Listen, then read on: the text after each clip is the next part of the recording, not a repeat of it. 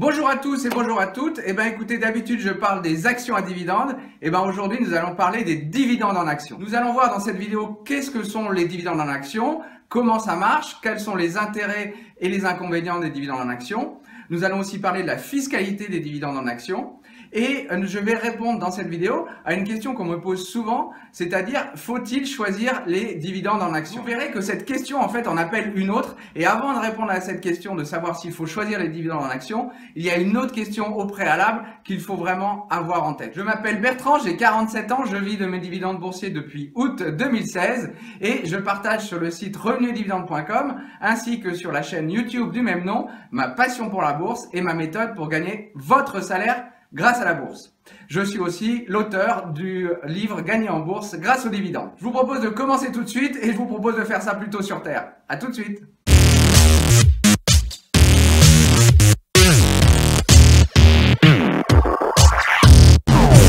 Bon, on est quand même mieux ici dans cette forêt que dans les nuages quand même. Alors, qu'est-ce que le dividende en action?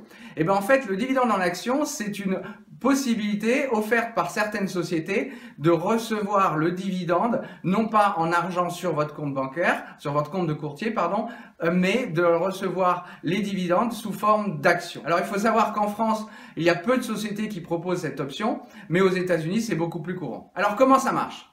Prenons une société par exemple qui cote 100 € et qui propose de verser un dividende de 4 € par action.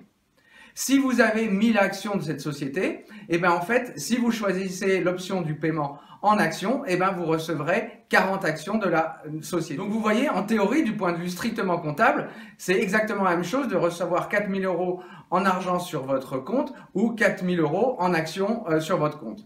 En choisissant le dividende en action, en fait, vous aurez 40 actions en plus dans votre portefeuille boursier. Alors à ce stade, je voulais faire 4 remarques. Première remarque, c'est de dire que le dividende en action est toujours une option, ce n'est jamais une obligation. C'est-à-dire que c'est un choix que vous avez. Vous pouvez continuer à choisir de recevoir le dividende en cash, en liquide, sur votre portefeuille boursier. Le corollaire de ce point-là, c'est que en fait, par défaut, le paiement des dividendes se fait en argent, en cash. Pour recevoir les actions en dividendes, il faut que vous fassiez une demande particulière. Il faut que vous répondiez positivement à la proposition de la société. Donc, rassurez-vous, si vous ne répondez pas à la proposition qu'on vous fait, ne vous inquiétez pas, vous recevrez bien vos dividendes, mais vous les recevrez en liquide, en argent sur votre compte boursier. C'est un point assez important parce que je sais qu'il y a beaucoup de gens qui ont peur de ne pas savoir quoi répondre, donc ne répondent pas et se disent si je réponds pas, je vais pas avoir mes dividendes. Ce n'est pas vrai, vous aurez toujours vos dividendes, mais vous les aurez en liquide. Le troisième point, c'est qu'en fait, la société ne vous informe pas de cette proposition. Elle le fait via un communiqué de presse, mais vous n'avez pas forcément l'information. C'est le courtier, votre courtier, qui va vous donner l'information et qui va vous faire cette proposition de réception des dividendes en actions.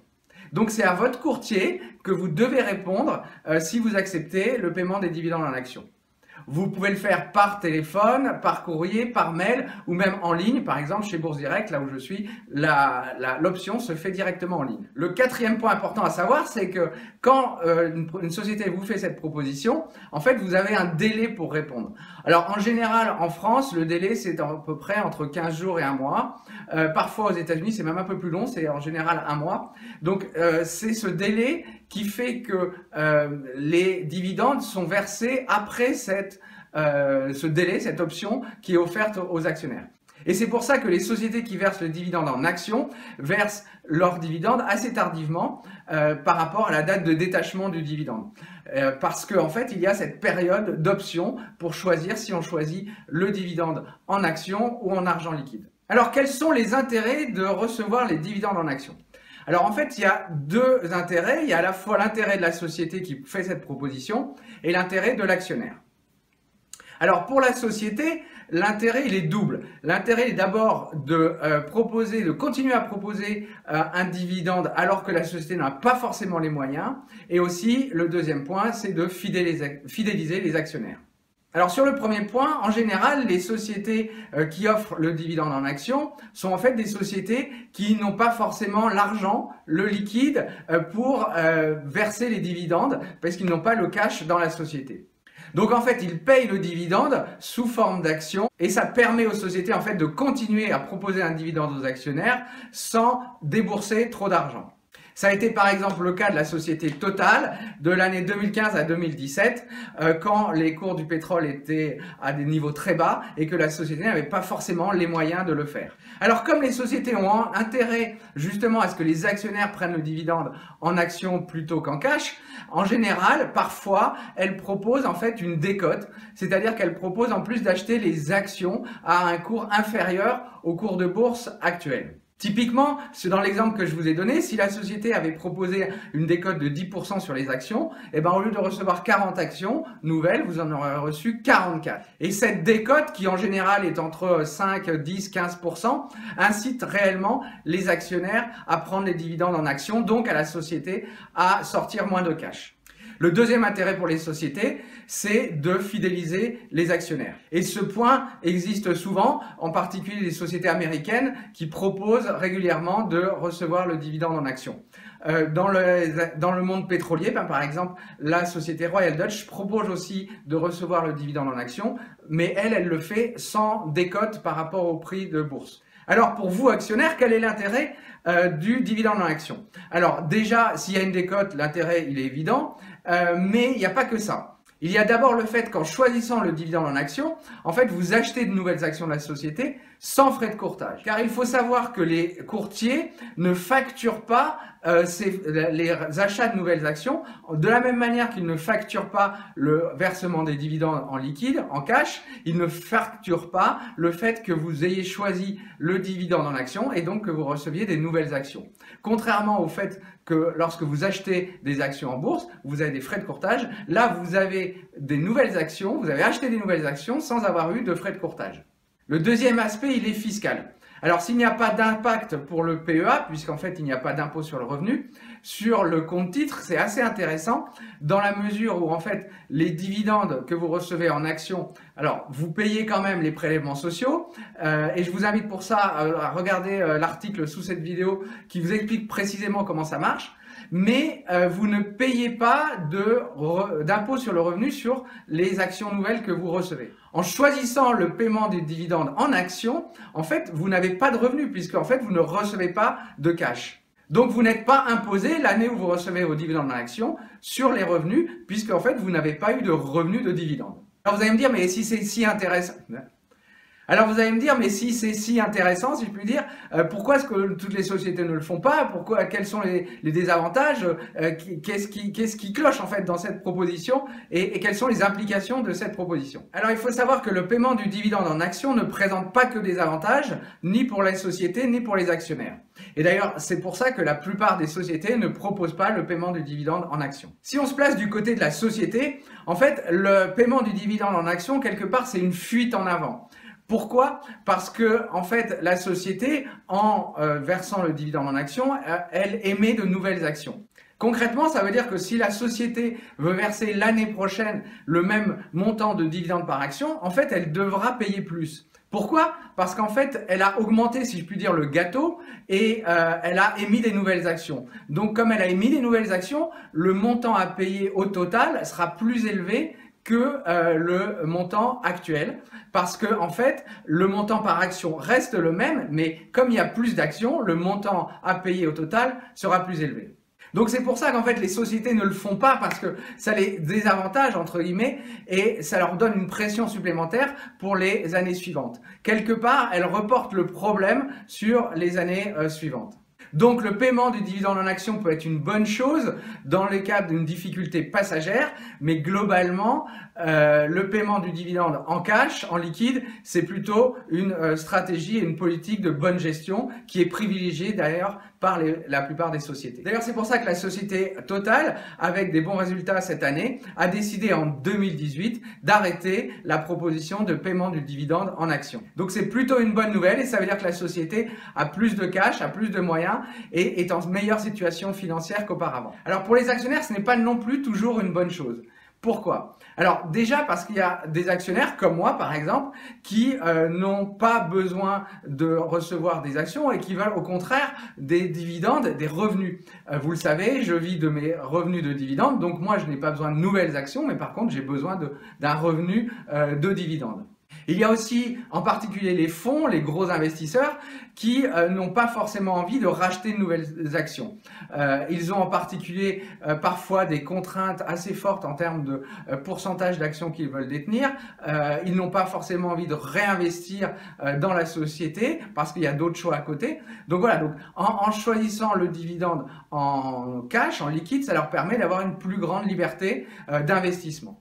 Ensuite, fiscalement, si c'est intéressant, par exemple, dans un compte titre, de recevoir les dividendes en actions, ce n'est pas forcément une bonne nouvelle. Tous les actionnaires ne veulent pas forcément recevoir et ne pas avoir d'impôt sur le revenu sur leurs dividendes. Pourquoi? Parce qu'en fait, en particulier pour les actionnaires qui ont déjà une plus-value importante sur l'action, en fait, le paiement du dividende en action leur réduit le coût d'acquisition des titres. Et donc, ça veut dire qu'au moment où ils vont vendre leurs titres, leur imposition sera beaucoup plus élevée. Et comme vous savez qu'en France, par exemple, les impositions sur les dividendes sont quelque chose d'assez fluctuant et plutôt à la hausse, et certains actionnaires préfèrent finalement payer leur impôt sur le revenu dès le versement du dividende plutôt qu'un montant plus important par la suite. Quelque part, payer son impôt, son dû au fil de l'eau, amenuise, en tout cas réduit le montant total qu'on aurait à payer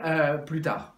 Sans compter le fait que aujourd'hui on connaît le taux d'imposition, demain on ne le connaît pas, et donc c'est un élément d'incertitude qui fait que certains préfèrent choisir de payer maintenant au taux où ils veulent que plus tard au taux qui est inconnu. Ce qu'il faut aussi bien comprendre par rapport au paiement du dividende en action, c'est qu'en fait les actionnaires sont ce qu'on appelle dilués. Ça veut dire quoi? Ça veut dire que comme la société émet plus d'actions, ceux qui n'ont pas choisi le paiement du dividende en action, en fait, ont une part moins importante de la société qu'avant l'opération. Donc quelque part, c'est un appauvrissement des actionnaires qui ne choisissent pas le paiement de dividendes en action. Et comme je vous l'ai dit, tout le monde n'a pas forcément envie de ça, tout le monde ne peut pas forcément recevoir et tout le monde n'a pas forcément l'intérêt de recevoir ces dividendes en action. Alors si vous voulez savoir concrètement comment ça marche, comment répondre à une proposition de la sorte, qu'est-ce que vos courtiers va vous demander, comment il va vous demander, etc.